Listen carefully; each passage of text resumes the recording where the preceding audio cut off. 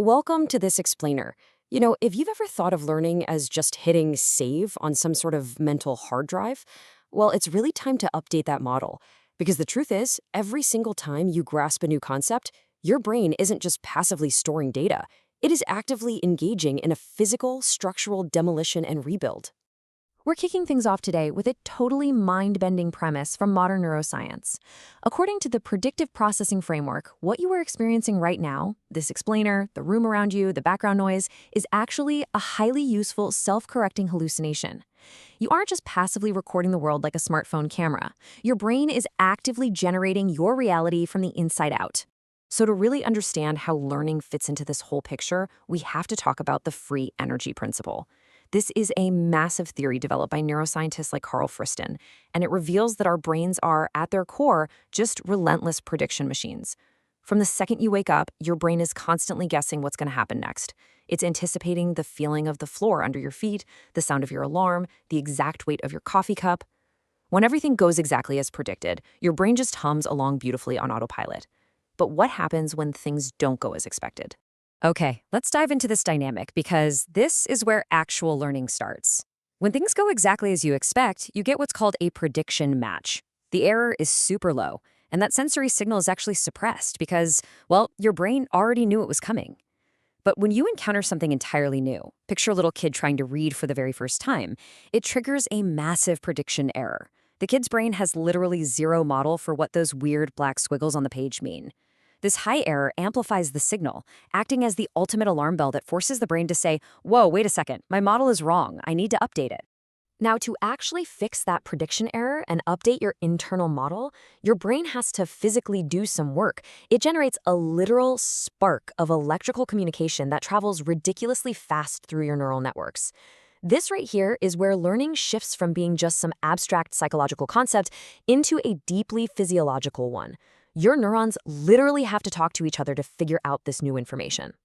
Think of it kind of like a microscopic relay race. To update that internal model, the signal starts at the dendrites, shoots through the cell body, and then rockets down the axon, which is insulated by this stuff called myelin so it can travel at hundreds of miles per hour, all before reaching the synapse.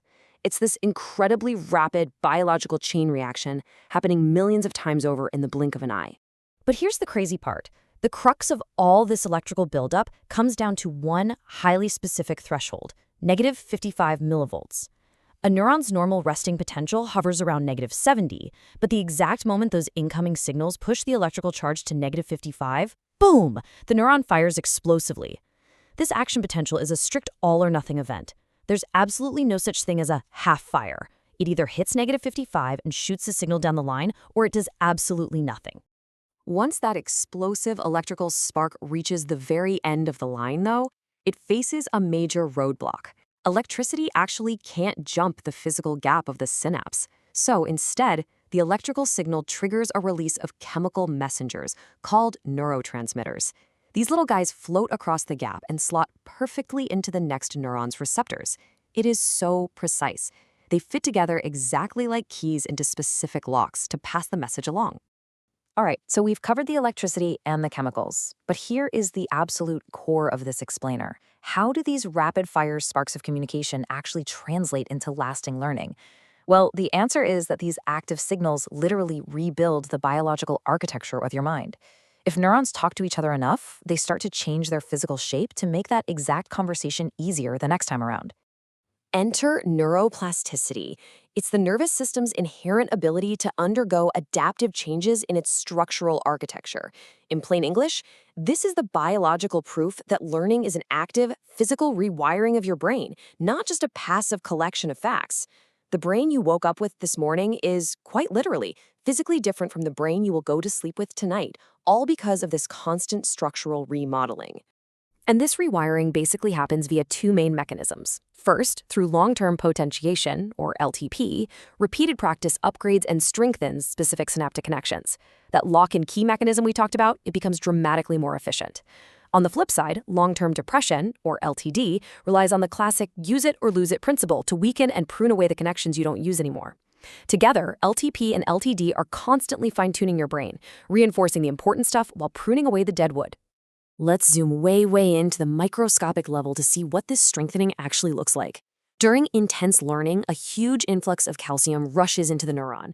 This calcium acts almost like a master builder, physically remodeling the neuron's internal skeleton. Because of this, the neuron literally grows new, tiny mushroom-like protrusions called dendritic spines, reaching out to make stronger connections with its neighbors. I mean, think about that. You are essentially growing new microscopic brain structures right this very second as you process the information in this explainer.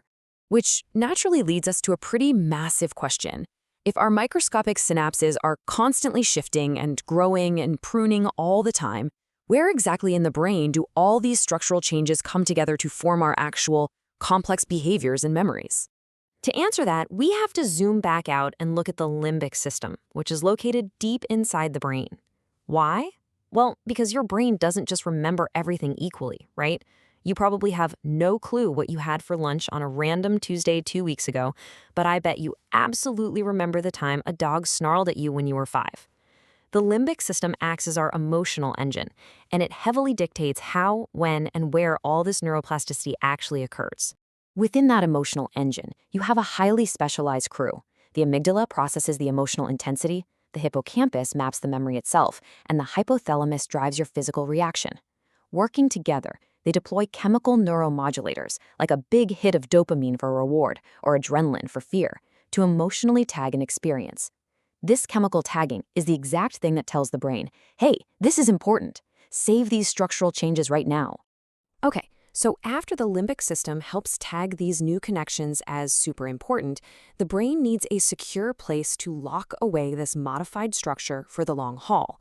The hippocampus is great for temporary storage, kind of like a workbench where you're assembling a project, but it is definitely not the final warehouse.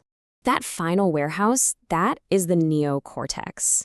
Over time, the information temporarily held on that workbench in the hippocampus migrates up here to the highly developed, wrinkly outer layer of your brain. This is where a specific event is structurally cemented into permanent generalized knowledge. It's like transferring the specific memory of burning your hand on a stove into the permanent generalized knowledge that stoves are hot and dangerous. And here is a truly wild fact about how that transfer happens. Researchers believe that this critical migration of memories from the temporary hippocampus to the permanent neocortex largely happens while we are sound asleep. While you're resting, your brain is incredibly busy. It's replaying the events of the day, solidifying those new dendritic spines we talked about, and cementing the structural rewiring of your neural circuits. Sleep isn't just turning the machine off for the night, it's the specific time when the save button is truly pressed on learning. So as we wrap up this explainer, I want to leave you with this incredible thought to ponder. Every single interaction you have, every challenge you face, and every new piece of information you take in is triggering action potentials, releasing neurotransmitters, and growing brand new physical structures in your mind. By minimizing prediction errors and forming new connections, the very act of watching and understanding this presentation has physically, fundamentally reshaped your brain over the last few minutes. So ask yourself, what kind of structure are you choosing to build in your mind today? Keep learning and keep growing.